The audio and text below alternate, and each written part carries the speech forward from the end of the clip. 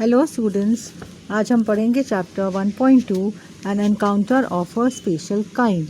एक अविस्मरणीय मुकाबला या अविस्मरणीय भेंट। This is a story by Tapan Mukherjee about a young boy. एक छोटे लड़के के बारे में ये स्टोरी है। Who rescued, nursed and saved a baby langur. Langur आप सबको पता होगा, किस तरह से उस बच्चे ने एक लंगूर को बचाया, उसकी देखभाल की और उसकी जान बचाई। Attack by a dominant male langur, जिसके ऊपर एक बहुत बड़े विशालकाय लंगूर ने अटैक किया था with intent to kill it. वो उसको मारना चाहता था, लेकिन किस तरह से एक यंग लड़के ने उसको बचाया, इस कहानी में ये बताया गया है। The story depicts a bond of trust, compassion and mutual understanding. और स्टोरी में ये भी बताया गया कि किस तरह से एक मनुष्य और जानवर के बीच में एक विश्वास हो सकता है, प्रेम हो सकता है और आपसी समझ भी हो सकती है मनुष्य और जानवरों के बीच में। अभी हम स्टार्ट करेंगे story, N encounter of a special kind. My father was a medical professional working for a private company in Raniganj in West Bengal. लेखक का कहना है कि उसके पिताजी पश्चिम बंगाल में रानीगंज में एक मेडिकल सेवा में काम पर थे। The officers of the company were housed in individual bungalows inside a large campus. एक बड़े से परिसर में, कैंपस का मतलब होता है बच्चों परिसर, एक बड़े परिसर में स्वतंत्र रूप से एक बंगले में कंपनी के अधिकारियों के रहने की व्यवस्था थी। Our house was in a corner of the campus. वहीं पर उसी परिसर के एक कोने में इनका घर था, लेखक का घर था जो इनको मिला हुआ था। The officers club was adjacent to the boundary wall of our garden. और हमारे बगीचे की चार दीवारी से सटकर अधिकारियों का क्लब था। The compound was luxurious with green grass. और पूरा जो परिसर था वो हरी हरी घासों से भरा हुआ था। कलरफुल फ्लावर्स, रंग बिरंगे फूल थे वहाँ पर। And a host of tall and majestic trees, और बहुत सारे छत वाले बहुत बड़े छायादार वृक्षों से वह परिसर विलसित था। The seasonal vegetables in the kitchen gardens of the households and the magnificent trees. यहाँ पर देखेंगे हम बच्चों सीजनल वेजिटेबल्स। सीजनल वेजिटेबल्स का क्या मतलब होता है, जो मौसम के हिसाब से जो सब्जियाँ होती हैं। In the kitchen gardens of the house hold, सभी घरों के जो किचन गार्डन, जो घर के पीछे एक हम गार्डन लगाते हैं जिसमें सब्जियाँ वगैरह उगा लेते हैं, उसको बोलते हैं किचन गार्डन। तो वो उगी हुई थी। एंड द मैग्निफिसेंट ट्री, बहुत ही विशाल पेड़ थे वहाँ पर कैंपस में। कॉन्स्टेंटली अट्रैक्टेड स्क्विरल्स, और इतने सुंदर सुंदर वृक्षों को देखकर हमेशा बिल्कुल कंटिन्यूसली वहाँ पर गिलहरियाँ आती थी। स्क्विरल्स का मतलब होता है गिलहरी, गिलहरियाँ आती थी वहाँ पर पेड़ों पर। And many species of birds, और बहुत सारी प्रजातियाँ थी पक्षियों की। A group of langurs had even made their den in an ashvattha tree nearby. और एक लंगूरों के एक समूह ने भी अपना एक जगह बना ली थी, अपने रहने की व्यवस्था कर ली थी। अश्वत्थ नाम का एक पेड़ था पास में, उसमें लंगूरों के एक समूह ने अपने रहने की व्यवस्था कर ली थी। They had all become a part and parcel of our existence and daily life. और ये सारी चीज़ें, ये पक्षी, ये फूल, ये जानवर, ये सभी इनकी जीवन का अभिन्न अंग बन गए थे। A small incident on A Saturday afternoon left A profound effect on me. एक छोटी सी घटना हुई, एक शनिवार की दोपहर को एक छोटी सी घटना हुई जिसने बहुत बड़ा गहरा असर मेरे मानस पटल पर डाला।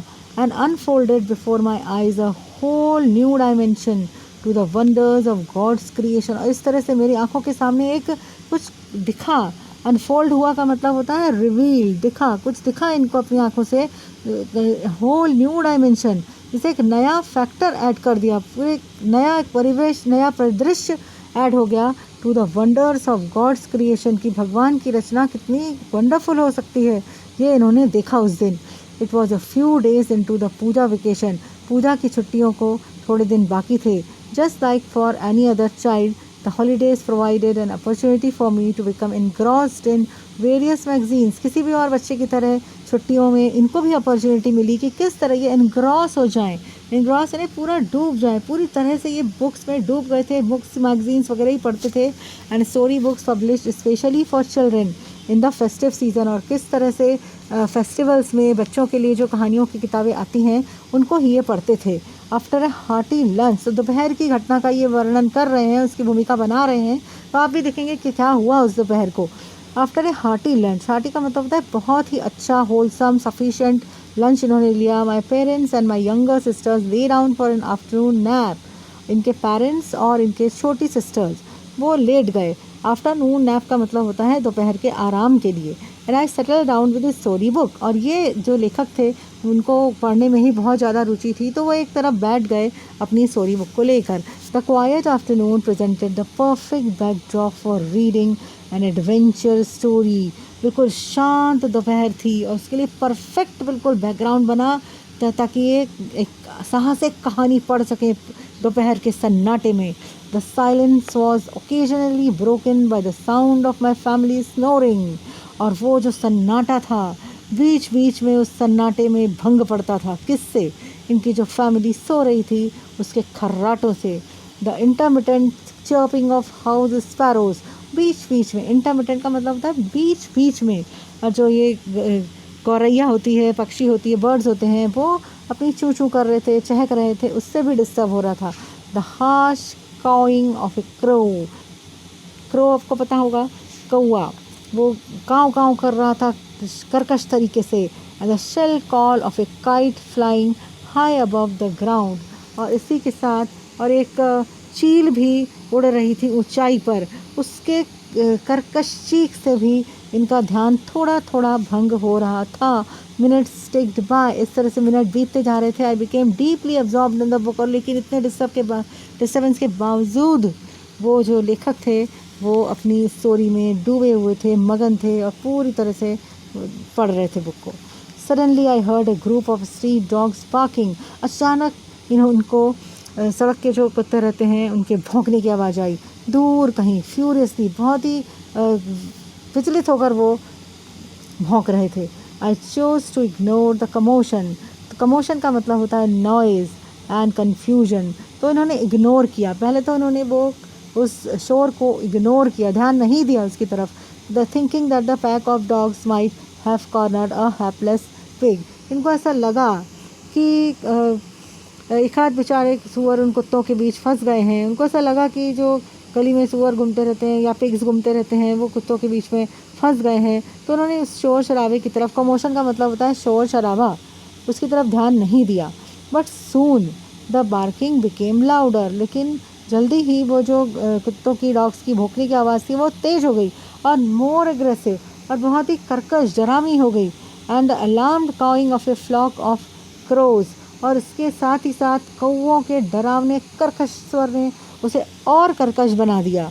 कैकोफोनी, कैकोफोनी वर्ड आया है यहाँ पे. इसका मतलब होता है लाउड हार्श नॉइजेस. जोर जोर की कर्कश आवाज़ें आने लगी डॉग्स के भौंकने की और क्रोस के काउइंग करने की. I also heard the disturbance approaching closure.